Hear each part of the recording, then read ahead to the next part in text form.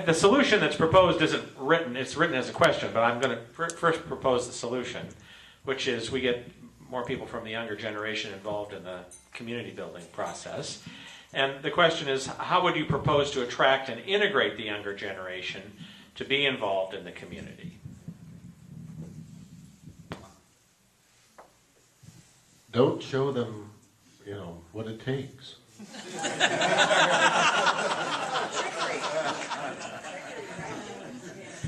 Let them think that the decision they make today is actually going to happen. Other thoughts about how to engage? I think if I had the answer to that question, I probably would still be an editor at the Sentinel.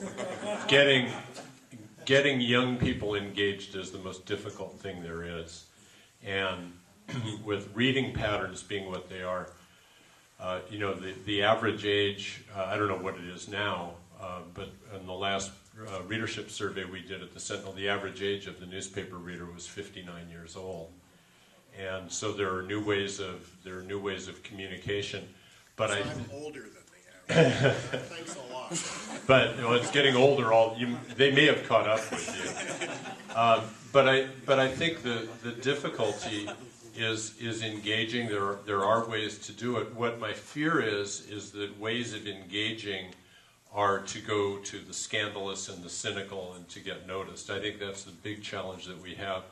I don't know about the rest of you, but when I was in my 20s, I wasn't really into nuance myself, and I think that's just part of growing up. Good. Actually, I think one of the strengths of Santa Cruz is that this is a community that's very easy to get engaged in. It's the reason I stayed when I came here in '72, is that this was a community, all you had to do was be willing to work a little bit to be engaged in the community.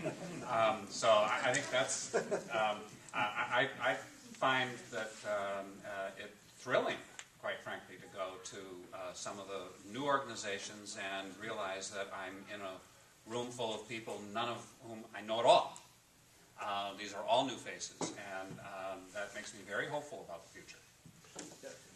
Look, can I admit, I've always thought people should just stay home.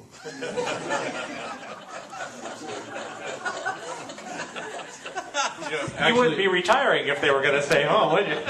I want to amend my remarks because there's a little cynical what I had to say, and there is through the I see a couple people from Santa Cruz Next and some of the younger people that are engaged. So it does exist. I think it just has to be built upon and appreciated when it exists, and I think it does exist in Santa Cruz. So I didn't mean to be quite so flat.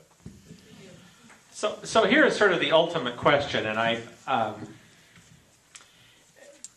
this doesn't actually propose an answer, but it is the ultimate question, which is how do we create a vision for what we want and then empower the leadership to make the changes that are needed to get us there? Say it again. How do we create a vision for what we want as a community and then empower the leadership to make the changes needed to get us there? And they list examples of, for instance, rebuilding La Bahia, something that was included in plans. How long ago, Ted? Were you born when they started talking about... a long time ago they started talking about La Bahia, and it was included in a variety of general plans. Expanding charter schools using PCS as a model. I'm sure we can get a rise out of somebody here about that.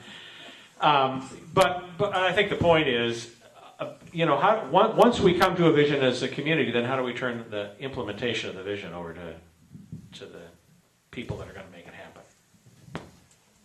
I don't know that a dictator would have a good time with that. You could decide what our vision is. China seems to be doing a pretty good job of going in a direction. So I think you have to really accommodate democracy. But I think what you have to do is somehow, again, get back to the form of the debate in which how do you frame a question? Because I don't expect that someone who lives next door to a big hotel being built is ever going to support that hotel, even though it may be the best thing for the city.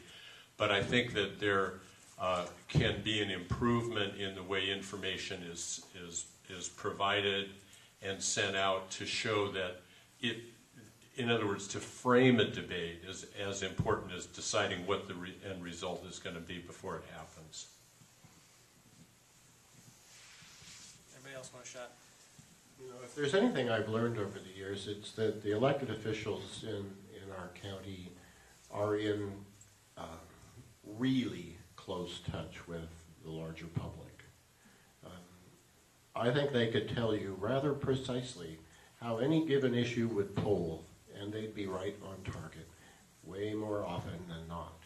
Just the process of serving in office produces that outcome, and I have an enormous regard for the collective intelligence of elected officials in terms of knowing the people in their community.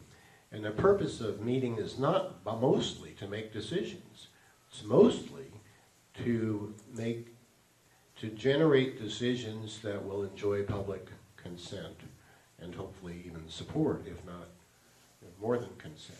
And so I think the community has changed a good deal in this economy, and of late. I think the public is a different public than it was 20 years ago. And I think the products at local government reflect that. They're not always, unanimous, but I think they reflect it. I think they reflect it in many ways. I think if you look at the emphases that we see, you don't see it in words. You don't see it in words that say, okay, here's the new consensus and here's a new vision, and you don't make it intellectually explicit. But I think you see it in many ways, in an evolving and changing set of priorities and objectives. So I think we actually do that reasonably well. I think it would be helpful to articulate it better. And it would be hugely helpful if the center were strengthened and if the most